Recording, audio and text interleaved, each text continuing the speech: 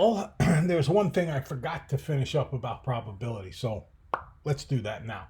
By the way, gotta give a disclaimer before we start. This is not the last video of the year, but we're getting near the end, and we have a female dog in heat. So there's a male who is intact, and every once in a while you'll hear him howling like crazy. So if you're wondering why are those dogs making that noise, well, now you know.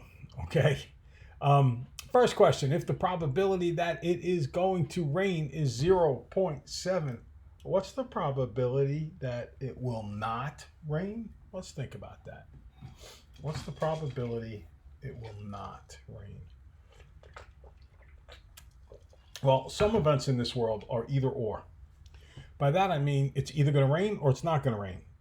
All right? It's not like you can kind of rain. It's like being kind of pregnant. You either are pregnant or you're not pregnant. So the probability that it's going to rain is 0.7. What's the probability that it will not rain? To calculate this, any event that's guaranteed to happen has a probability of 1. So it's guaranteed that it will either rain or not rain. So the probability of rain plus the probability of not rain has to add up to that 1. If the probability that it's going to rain is 0.7, then that 0.7 plus the probability that it does not rain is equal to 1. Now, you can be very mechanical and methodical about this and subtract 0.7 from both sides and get 0.3, solving it, like an equation. Or what you can do is you can say to yourself, okay, let me instead just say 0.7 plus what equals 1. And the answer to that is 0.3. Either one of those ways is fine. Okay, you try the next one.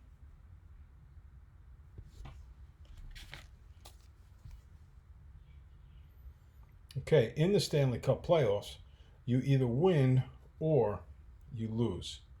There is no in between. Okay?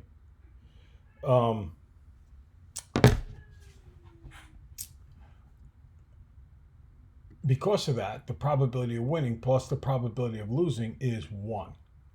So if the probability of winning is 2/3, then either by subtracting or just saying 2/3 plus 1 is 1, the probability of losing is 1/3. Oh, I wish I could go back. I can go back. Go ahead. Figure out the last one.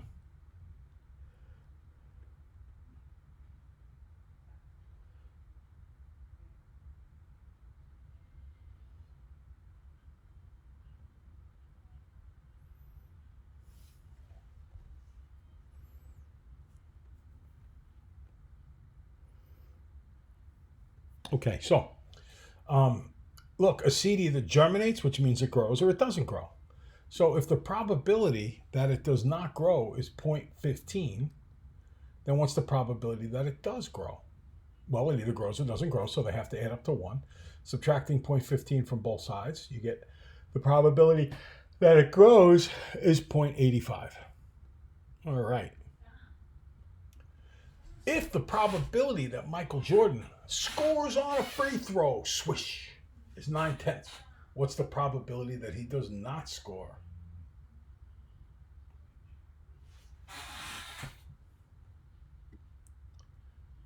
Well, score plus not score has to add up to 1 because one of them is going to happen. It's a guaranteed event. So 9/10 plus probability of no scoring is 1. Subtracting 9/10, and I get the probability of not scoring is 1/10. All right. So the next thing we want to do is really where I thought we were going to begin this video, is when we talk about some geometric terms. In this case, we're going to talk about distance and around an object. Perimeter. Perimeter is the distance around an object. So I'll do the first one here. To do the perimeter, it's going to be 9 centimeters plus 3 centimeters plus another 9 centimeters plus 3 centimeters, which adds up to 24, and they have centimeters written down there. By the way, this is real fundamental, so I just really wanted to remind you of the term perimeter, and then we're going to kick it up a notch when we get going on some combinations of structures. Okay, you do the next one. Okay, so in this case, it's 6 inches plus 4 inches plus 6 inches, right? Because look, there are 4 sides, 6 inches, 4 inches, 6 inches, 4 inches. Adding them all up, 24 inches. All right, so now the perimeter is the distance around. So we have a quadrilateral here.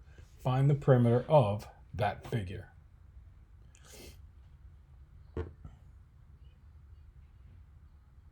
Oh, you know what? Can we change that? Let's do the perimeter of this bottom right figure. Let's do number 6, the perimeter of the bottom right figure. We'll come back to number 3. It's not like we're not going to go over it. But for some reason, number 6 is out of order with where it appears in the animation. So try the perimeter of number 6.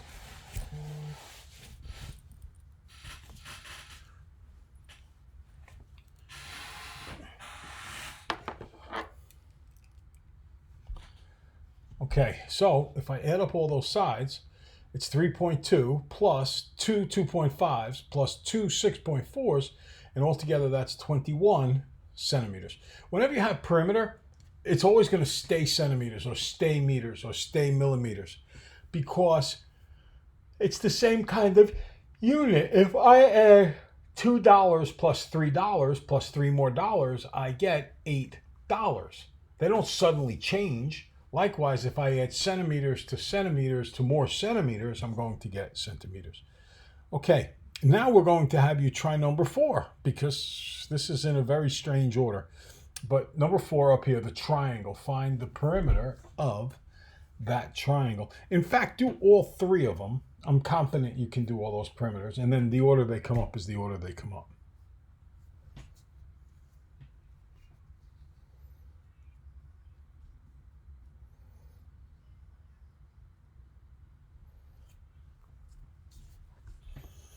Okay, so of course you've done stop and start. For number 4, it is 7.2 plus 10.6 plus 11.4. That adds up, I believe, to 29.2 meters.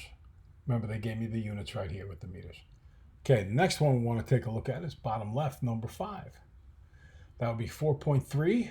I like to start on the left and work my way around. 6.5, 6.2, 4, and 7.8. And if I add all those up, I get 28.8. Last but not least, let's try number 3. Well, when you did that one, because you were supposed to do all of them to start with, let's start with the 2.8 and work our way around the figure. 2.8 plus 7.3 plus 5 plus 6.2 all adds up to 21.3. Nice job. Okay, next up, let's talk about area. Area is length times width for a rectangle. The area of a rectangle is length times width. I'm pretty sure you knew that. So this is where you worry about units changing. See, in this one, it's 7 centimeters times 9 centimeters.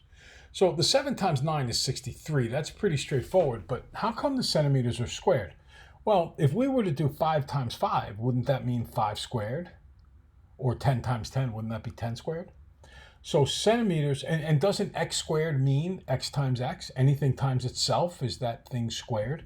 So here, centimeters being multiplied by itself. It's centimeters times centimeters. So that is centimeters squared. Okay, try numbers 2 and 3, paying particular attention to the units. I was actually walking my dog before. I don't know how demented this makes me, but I was trying to figure out what would be a good type of test question, and somewhere on the test I'm going to have to put a tricky part which addresses the units of basic perimeter versus area.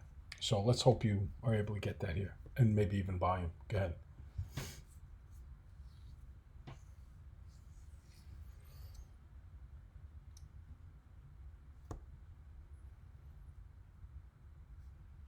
Okay, so area is 8 millimeters times 4 millimeters, which is 32 millimeters squared. Again, millimeters times millimeters is millimeters squared.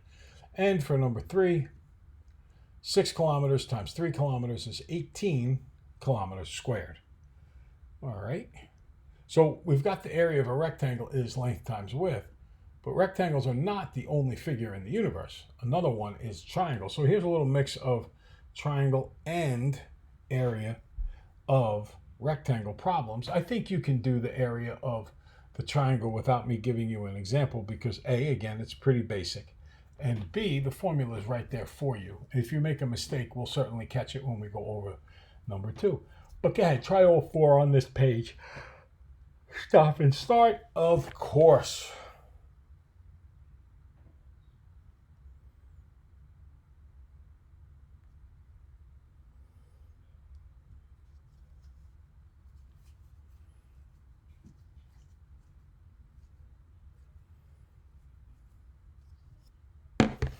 Okay, so for number 1, the area, it's a rectangle, it's just length times width, so it's 4 meters times 10 meters, which is 40 meters squared. Notice it's area, and the exponent is squared on the meters. Next, number 2, that's a half. Very important, because a triangle makes up a half. If you could see the other half of the triangle over here, it makes up a half of a parallelogram, or you can look at this rectangle. If I make it a triangle by splitting it in half, I get 2 triangles. Therefore, the area of a triangle is half the area of a rectangle, which is why it's half the base times height. So in this case, it's half of 6 meters times 9 meters, which is half of 54, or 27. If you made a mistake on that, pause the video here, go back and try number 4 over again. And if you got it right, just keep right on going. Number 4 is half of 8 meters times 12 meters, which is half of 96 meters squared, which is 48 meters squared. And last but not least, for the rectangle, it is 7 meters times 20 meters, which is 140